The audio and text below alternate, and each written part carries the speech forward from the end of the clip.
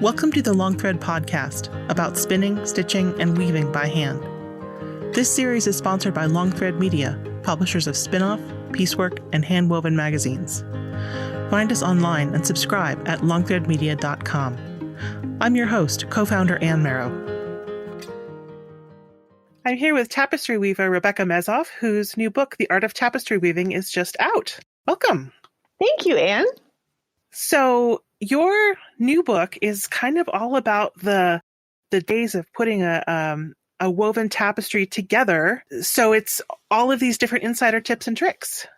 It is. It's a book that my teacher had been talking about producing when he was alive, and he died young, unexpectedly. And so I sort of feel like, well, maybe finally someone has written the new tapestry techniques book. So it's a basic introduction to tapestry techniques intended for beginners or for longer term practitioners who need a reference on their shelf. So it's sort of an update to some really great books that are out there, but they're about 20 years old and they just needed some modern touches, I think. And tapestry weaving, it's weaving. It's got the over, under. And in some ways, though, it's a little bit different from, the sort of the shaft weaving, four harness looms and things like that. So how do you think about your weaving? So that is such a great question. I did start as a weaver with the over under fabric kind of stuff with drafts and all that fascinating interlacement of fibers to make patterns and lace and everything. But I found that I was really wanting to make images. I started playing with double weave, and then I was making pictures with double weave. And someone told me about tapestry. So I got into tapestry because it allows you to make images. So it's a weft-faced weave, which means that the warps are set a little wider apart. And the weft, which just goes over and under, can slide all the way down and cover the warp. So really all you're seeing is the weft, and those are usually colored threads. And we use those to make pictures basically with yarn. Could be any image at all, but some things are a little more weaverly than others. So I guess I think about my practice as a tapestry weaver in terms of an art-based medium. It's the goal is to create some kind of an image or feeling in something that I'm most likely going to hang on the wall, although you could use tapestry for all kinds of things. You could put it on clothing or use it to make rugs or pillows or whatever. Mostly what I do is wall-based artwork.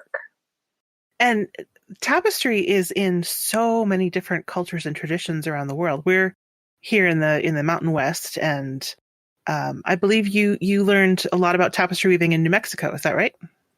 Yeah, I grew up in New Mexico, and I studied with people in northern New Mexico for quite a few years. And so there's a whole mix of traditions. I think one of the fascinating things about weaving, of course, is it's all over the world, but tapestry also has traditions in so many parts of the world, used for all different kinds of things. And New Mexico is a place that has not only contemporary tapestry weavers, but people who weave in the Rio Grande tradition, which is a sort of colonial Hispanic tradition of weaving, lots of rugs, wall hangings, home textiles. And then the Navajo is big influence in New Mexico. And those are also tapestries woven in the traditional Navajo way. Then there's also Pueblo weavers in New Mexico, and they tend to weave, I think, less tapestry and more other forms of functional fabrics. But all of those influences sort of mixed together. I think I have kind of a mishmash of tapestry styles. I mean, it's firmly grounded in this sort of European image-based tapestry that we think of as tapestry. But there's some things that come directly from Rio Grande and Navajo weaving that sneak in and are probably even present in my book, and I may not even recognize that's where they came from exactly. Yep. That's kind of how, textiles are so influenced here and there. You pick up a little something and I'm sorry, I have to say weave it in, but weaving inspires so many puns. It's hard not to. It's sort of fundamental. But when I think about tapestry weaving, I've seen, on the cover of your book, there's sort of a simple upright frame loom. And there are sorts of things like that. I happen to have seen a picture of you at your loom, and it's not like that at all. No. What do you weave on? So I started as a weaver who was, I have a long background in teaching, but I started in tapestry as just something that I wanted to do sort of as a hobby. I wanted to learn how to do it and weave big pieces to go on the wall. And in New Mexico, they use a lot of big looms. The Rio Grande weavers use a walking floor loom, which was my first experience with a tapestry loom. So it's a counterbalance 2-shaft loom that you stand on the treadles to shift the shed. And so early, right from the get-go, I was using floor looms, and I had floor looms to do other fabric practices. In New Mexico, it's really common to weave tapestry on some kind of a bigger floor loom. So my grandparents were weavers. My grandmother wove some tapestry, and my grandfather wove rugs on a Collingwood, or the Harrisville Designs rug loom, which Peter Collingwood helped them design. And then Jason Collingwood wove on at many demos in the United States. And so I got my grandfather's Harrisville rug loom when he moved to assisted living and couldn't bring it with them. And it's my favorite tapestry loom ever because it has fantastic tension. So tapestry can be woven on a loom like that has a horizontal orientation for the warp, or you'll see pictures of many tapestry looms where the warp is upright. Big floor looms, but there's 2 big beams and the warp runs from bottom to top. And the weaver sort of facing like a wall of tapestry. And so I actually have one of those also. And so I weave on both of those looms. And then when I started teaching, which is something that I love very much, I started using smaller looms because they're so much more accessible. It's really hard to convince someone to put a Harrisville rug loom in their house because it's probably going to replace their couch. So that's sort of how I got to using, I don't even know how many looms I have now, but many, many small looms in addition to those bigger ones. Well, when you go from talking about, even a table loom, that's a huge difference. You could fit probably 100 small looms in the space that you could fit one of these multi-shaft looms. Definitely, most definitely. And actually, I have a lot of students who end up sort of collecting looms in the way I do, because when you have smaller ones, why not have 5 of them instead of just 1? And one of the things I love to see is when you go out on hikes or go on an artist retreat, you take a little loom with you and use it as kind of a sketch pad. I do. That's been something that has been really kind of magical for me, because for a long time, I learned tapestry weaving largely in an apprenticeship where it was very serious and I was working hard every day on big looms. And then sort of things shifted and I became a teacher and realized that people loved the smaller things. But honestly, the small loom sketch, I call it sketch tapestry, started with an artist residency I had at Petrified Forest National Park in 2016. It was almost exactly 4 years ago now. And it was a place where I was driving there, but obviously can't bring a big floor loom along with me. And I'm a big hiker, and I knew I was going to spend the month doing a lot of hiking. And it's beautiful. It was November, but it's beautiful in Arizona that time of year. And so I went out every day. This was just what I decided I was going to do, was bring a small loom with me as I was hiking and do some weaving. And it turned out to be a practice that really felt focusing in a way. It allowed me to play, I guess, and help me focus on what I was looking at that day. And that just like you would use a sketch pad to mark ideas. So every day I wove a tiny tapestry from my time at the park. And then it was just such a great idea for me to work out weaving ideas in a sort of a way that didn't have a lot of pressure on me. And so I kept doing that. And now I take a loom when I go hiking, and I teach a class called Weaving Tapestry on Little Looms, which came out of that idea of weaving just small things quickly on small looms. Doesn't take much yarn. Tiny loom doesn't cost a whole lot. It's really a fun practice.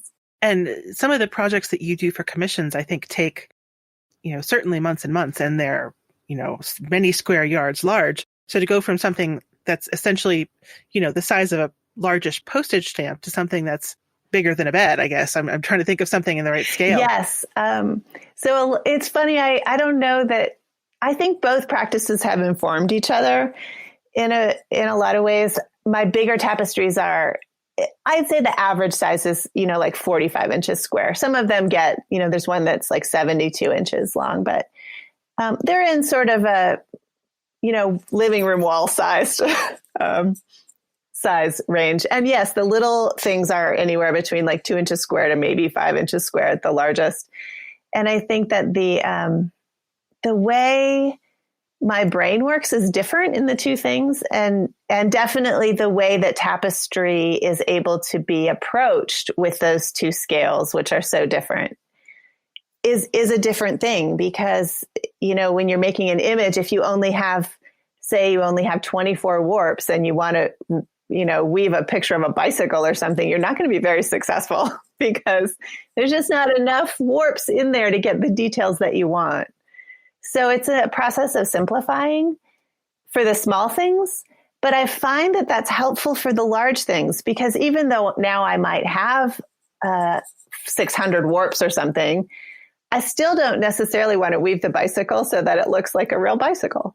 I don't know why I chose the bicycle as an example, because I don't really weave realistic things, but it's a thing of training your brain to weave it, to work in the language of tapestry, I guess. And I feel that it stretches me a lot to weave at both sizes. What I don't do much is stuff right in the middle. I don't really have tapestries that are like 2 feet square. I'm either tiny or big. Thing I noticed about the way that you're weaving tapestry that's a little bit different from what a lot of, I guess I'll say, cloth weavers do, is that you have a lot closer, more sort of more personal relationship with some of your yarn. You spin yarn. I'm guessing you probably don't spin all the yarn for the 45 by 45 pieces, but you do spin yarn, and you're also an active dyer. Yes, materials are such a big thing in my head. And when I started weaving tapestry, it was not something wasn't really on my radar. I just used the yarn I was taught to use. And I just did, you do this and you make a tapestry, and this is the set that you use and stuff. And so I blame Maggie Casey completely for my yarn experimentation. She is a master spinner who owns a yarn shop in Boulder, which is now gone online, I think. But you all maybe have heard of Maggie, especially if you read Spin Off. She taught me to spin, and I started just as a lark. I just needed to do something else with my hands that wasn't weaving. And so I took some of her beginning classes. I live close enough to Boulder that I could go down and take classes with her in person. And I suddenly was so fascinated with how to make fiber. So spinning is the best way to learn about yarn, I'm convinced. Just trying, Maggie made us spin all kinds of things. She made us spin linen, which wasn't too bad. And then she made us spin cotton, and I thought I was going to kill her. So I'm going to stick with wool, which is what I use for my tapestries. But definitely the spinning teaches you about, the way you want the yarn to act so that it reflects light and looks good in a tapestry, because we pack that weft in a lot. And so you want a fleece and a yarn that's going to still reflect some light when it's all compressed. And then, of course, I learned to dye early. I actually had a class in synthetic dyeing in college, and it was amazing. Probably one of the most useful things I ever learned in college was dyeing. Because, boy, if you're a tapestry weaver and you try to buy exactly the color you want, sometimes it's just not available. And sometimes the limitations are fine. You learn to use something else or to mix colors and to make what you want. But it's kind of fun to be able to go to the dye studio and mix up just about any color. So I do dye all my yarn. I do purchase a base yarn. I do not spin for the large tapestries. Any hand spun tapestry you've seen me weave is probably pretty small. I loved seeing, though, some of the things that you've spun on a tiny, tiny little Turkish spindle out in the, you're out there, never mind your, flint and matches and kindling. You're out there with, with a tiny, tiny spindle and a little bit of wool and a very simple loom. Yeah, that's been a really fun thing for me, is to bring these smaller tools along when I go backpacking a lot, but I also take them just hiking around here in the mountains of Colorado. And I've gone on trips where I've taken a flit carder and fleece that I've dyed, and I've spun, so just flit carded it instead of I'm not going to bring cards on the trail, they're too heavy, but a little flit carder you could bring. And I've spun the colors that I want and then woven them just like in really simple patterns. And it's really fun to get back from a trip and see that, I was, looking at this view or something as I was choosing these colors and putting them into a weaving. I think it helps me remember places I've been in a more something hands-on and sensual about it. The sense of touch and sight and all of that is connected. So it's fun to do that. I forget that we're doing a podcast. I was going to show you my spindle, but. So you mentioned taking a synthetic dyeing class in college, but that's not what you studied, right? You came to tapestry weaving, later on as an adult. Yes. So I always had an interest in making things, and had in high school, was one of those kids that was like, gosh, everything is kind of interesting and I have lots of interest. I don't know what I want to do. And my parents were in the medical field, and my mother came up with, occupational therapy. That would be a great profession for you because it has something to do with making and crafts and using your hands, at least traditionally. So I decided I was going to be an OT, and I was going to use weaving in my practice when I was working with clients and stuff. And so I got an undergraduate degree to get the prerequisites, and then I did the graduate program in occupational therapy. And about the time I got to that program, which I got my degree from Colorado State University, they had just sold I remember one of the looms in the lab there, and they had just sold it and it went away. So it was the end of the era of weaving in occupational therapy. But that's originally how I got interested in that profession. Later, the color dye class that I took was when I went back for my associate's degree at a community college in a fibers course. Mm-hmm. So that's where I took the dye class. But my professional training was in occupational therapy. And then I was actually an OT for 17 years until about almost 7 years ago now, I transitioned to teaching tapestry full time. So occupational therapy actually started in the early 1900s, around 1910, I think, right around as the, World War I was sort of ramping up. And there was a profession called rehabilitation aid. So they were having all of these young men mostly come back from World War I with mental and or physical issues. And there were these women who were not nurses. Most of them were women. They were not nurses, but they were trained to help these GIs coming home sort of get back in touch with their regular life and maybe rehab some physical injuries also. And those rehabilitation aides actually became occupational therapists. So at the beginning, they were just lightly trained people who came in with, there's pictures of looms in old hospitals, and they taught crafts, and were using that largely as a mental health thing to try to get these GIs who had seen such horrific things back into the world at home. There's a woman named Mary Meigs Atwater, who is one of the matriarchs of weaving in the United States. And she was one of the very first rehabilitation aides turned occupational therapist in the United States. And she was born in 1878 and she died in 1956. So she was right in that World War I thing. And then she eventually left occupational therapy to bring up her kids. So her husband died young. Anyway, she had a bunch of kids. She had to take care of them. And she left OT and became a master weaver. And she started the Shuttlecraft Guild, which many of you have probably heard of, and wrote a really popular American hand weaving book. So her Shuttlecraft Guild also had a home study course And I feel like this is how it comes full circle for me, is that Mary Miggs Atwater started as an OT, and I was also an OT. And then she eventually ended up with this home study course where she was mailing materials to people to do exercises at home, and then they would mail them back to her. And so now that I teach online, I feel like I've followed in Mary's footsteps. I just love that. And so you've actually been teaching online for quite a while, right? I mean, you've had courses available for more than the last year, certainly. Yes, I know exactly when I started because it's when we moved to Fort Collins. It was 2014. I quit my last OT job, which was a profession that I loved. It was a lot of one-on-one and a lot of teaching, actually, which is something that I really love a lot. But I did not like my last boss, and it was a tough job. And so I just quit that job, and I had the first online class that I wanted to do, almost ready to go. And so I quit the job. We moved to Fort Collins, and I rolled out that class. And I was looking for a new job at that time, another OT job. It never occurred to me that I could make a living teaching online tapestry weaving of all things.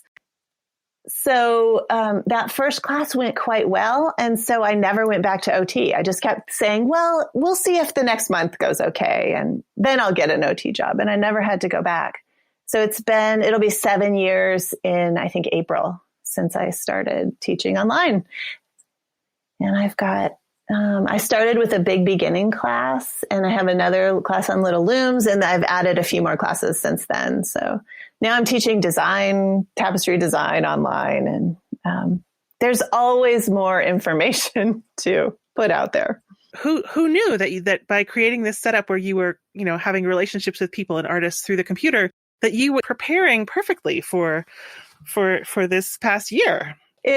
I cannot tell you the amount of gratitude I have for the serendipity of that. I thought I was doing a really weird thing by teaching tapestry weaving online. And it turned out that the timing was perfect because, of course, now we're in the middle of a global pandemic, and I was already set up to teach, just to continue what I'm doing. And so many of my colleagues who mostly teach in-person workshops have really struggled with how to make an income at all. And so I'm super grateful that I had a foot in the door, and I've helped many of them figure out how they are going to teach on Zoom or whatever, how they're going to keep classes going until they can teach in person. I teach retreats and workshops all over the country every year, and I really miss that in-person connection. It's different teaching something online, and sometimes I think you need that someone standing next to you and workshopping stuff, for lack of a better word. Yeah, there's a little magic that is missing. It's a good stand-in, and it's also a great way to teach something over a long period of time. Something as complicated as tapestry, it's kind of nice to have someone to check in with as you're going along. But yeah, I miss the workshops. So do you typically have a big project on the loom at the same time that you're working on, various things from classes to postage stamp size tapestries to working on your book? I've been thinking about this lately, about the nature of my own personal creativity. And a lot of it is around actually making the classes, this whole teaching, the structure in my brain about how to best teach people something that I really love a lot. Then the other areas are sort of weaving for you weave to the students. So I'm always doing samples of things that I want to teach, and often I'm making videos of those samples and stuff. But yes, the third thing is the great big loom, which right now does not have a tapestry on it. It's been more than a year since I had a big tapestry in process. So it is one of those things that comes in cycles. I was writing a book, and so the focus on the big tapestry didn't happen, but soon there is a design. I've dyed most of the yarn. It's just that getting the courage to start something. This will be a 6-foot square tapestry. So it actually takes a little even still, it takes a little courage to jump in because you think, well, what if I weave 2 feet of this thing and I hate it? And that's just the nature of making art. That's true. So I think one time I was working with, it might have actually been Maggie Casey on her book, Start Spinning. And I told her that I thought that writing a book would change the way she teaches. What was the experience of writing a book like for you? Gosh, that is such a great question. This book, the experience was very different from what I thought it would be. So I went into it thinking, and the process has been more than 3 years now, I think, maybe almost 4 years since we started talking about doing the book and stuff. I went into it thinking, I teach online. I know what I'm doing. All I have to do is take all those handouts I've made and plop them in a Word document, and I'm going to have a book. It's going to be easy. And that is not the case at all, because you've worked with a lot of authors on many different books about hands-on techniques, and it just doesn't translate. The video teaching doesn't translate exactly to how you write a book.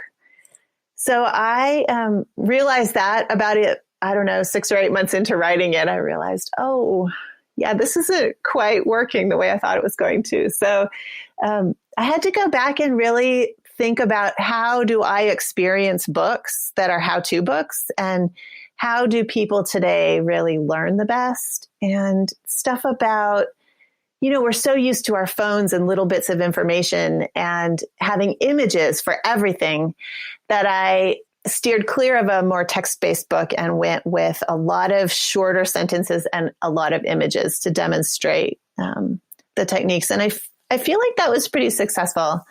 But it took me a while of rewriting to get there. The book is over 300 pages, and there are, I don't know how many photos there are, but we had like 500 photos planned. So it's pretty image heavy. And you were spending, it wasn't just, I'm going to go spend a day in the photo studio, spend the night, do the next day, and go home. You had multiple trips to the photo studio for this book. This book was published by Story Publishing, who does a lot of sort of DIY how-to craft book kind of things. And they are experts, thank God, at doing the photo shoots. There's no way I could have managed. I know some publishers have authors actually do their own photos, and there's no way I could have managed that. So I went out to Story a couple times. We did the photo shoot basically in 1 2-week stint. I think it was 11 days of shooting. And it's just because there were so many how-to photos. So there would be these sequences of photos, and we'd take one and maybe two, and then the editor and I would review it and make sure it matched the text. And everything from, there's a little piece of fuzz on the image, to, oh, no, you wrote it this way and we shot it that way. So we'd have to redo it. And in the end, it took 11 days. And there were still a bunch of things I had to go back home and weave and send to them to photograph. Wow. Yeah, it was a really big project. I've never been so tired. It was exhausting, but the team was great and the photographer was amazing. So it turned out well. It makes me think, though, when I've worked with people, who teach a subject and then they do a video on it, I have to explain that when you're there in person, there's a level of trust that, that the students will come along with you. And that's totally different with a book as well, that you need to set yourself up to kind of bring them along with you. I love that. That's a great imagery. I've never thought of it that way, but you're absolutely right that the book and the online teaching is like that too. Video teaching is, when you're in person, you feel like you have that buy-in, or you don't, but if they're going to follow you or not. And you never know when you're teaching with a book or video. So I think with the book, there was an underlying wish for that sort of come with me feeling. So I try to be really friendly and encourage experimentation and play, because Tapestry can be people can see it as a very sort of rule bound, important in air quotes, sort of discipline, which I think is a little bit ridiculous, maybe. I think it's a wonderful interlacement. It's a fiber structure or a weaving structure that's been used for 10,000 years, maybe at least 3,000 years that we have evidence of all over the world in all different cultures. And I feel like we as, modern humans can use that structure to express whatever we want to. So go out and have fun and play with it. That is, really sort of welcoming. And one of the things I think about tapestry is that you can put something on a loom and make something that is a, air quotes, tapestry, but there's this wide range. Yeah. The options, and that I think is a positive thing. For some people, they struggle with it, but the options available just with this very simple weave structure are pretty huge. And so it's a challenge for teaching to know, how do you start someone so that they feel successful with, something that's not too hard, but also give them the vision of you could do this one day in tapestry once you learn all of this stuff. So, those old medieval tapestries from Europe that are massively huge and very fine thread counts to stuff that's like, more three-dimensional or big fat chunky yarns, or all of that can fall into the range of tapestry. And finding where your interest lies is an important piece, I think, of diving into a medium like this. And it's not that easy because there's a lot of options, but you'll never figure it out unless you dive in and experiment and play with it. So that's what I hope that my message will be to some people anyway. So in the last, maybe 5 to 10 years, there are a lot of people who have been coming into tapestry who are really interested in that sort of chunky yarn, three-dimensional, a lot of almost called wall art. And so sometimes when you look up tapestry, there's, you might find something that is, the Gobelin or something like that, or you might find, roving on a circle loom. And so as somebody whose career in tapestry has been, much longer than that, I'm curious how that affects who comes to your classes, if it does. That's a great question. There was a while that I really struggled with this thing, and I would call the sort of weaving on, frames that are not tensioned with a lot of roving and ryonots and stuff. I would call it wall hanging weaving. I see it a lot on Instagram, and some of them are beautiful and, vintage yarns and a lot of pastels and stuff like that. In my head, I don't have that categorized the same way as tapestry, partly because some of the weave structures are sort of non-traditional. But I think over time, I just felt like I could let it go. Like, it doesn't matter how we categorize it, really. It's fiber art.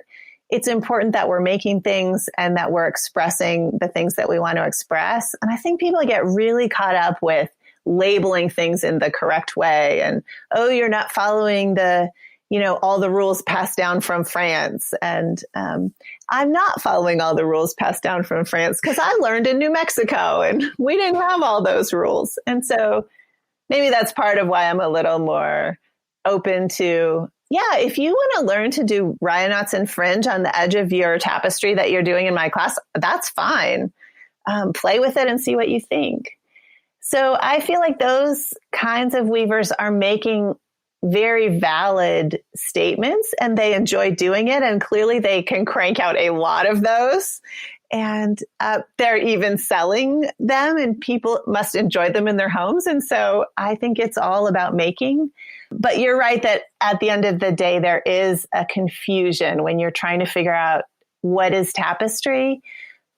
You have to dig a little bit deeper to find the sort of American Tapestry Alliance kind of tapestry, just meaning there's still a wide variety of what people there create, but it's more based in European traditional tapestry than this other thing, which sort of grew out of, I'm not sure what, I think a group of people got really interested in Sheila Hicks' work, who also an amazing artist, still alive and practicing, but sort of out of the 70s. And we've come back to that. It does kind of remind me in a way of similar conversations that we've had in spinning, where we have very traditional smooth yarns and, novelty yarns, art yarns, whatever we want to call them, designer yarns. And even in stitching in a way where the sort of restrained, formal stitching and very expressive sort of wild stitching or even machine stitching can all sort of, sit shoulder to shoulder in a way that hopefully there's room for all of us. Yeah, I like that. You use the word formal, and I feel like that was a good descriptor of what we think of tapestry a lot. It's sort of this formal practice that we're doing, and I'm trying to push it a little to make it more accessible. Yeah, I hope that we can stand shoulder to shoulder and accept people who are trying different things, and it's all fine, and we should all learn from each other. Well, I can't wait to pick up your book and pull one of the various looms that I'm collecting behind me and get some thread and start weaving some tapestry myself. Thanks so much, Rebecca. You're so welcome. Thanks for a great talk, and thanks for looking at my new book. Thank you for listening to the Long Thread podcast. If you enjoyed this episode, please rate the show and leave us a comment on Apple Podcasts or your favorite podcast platform. Thanks again.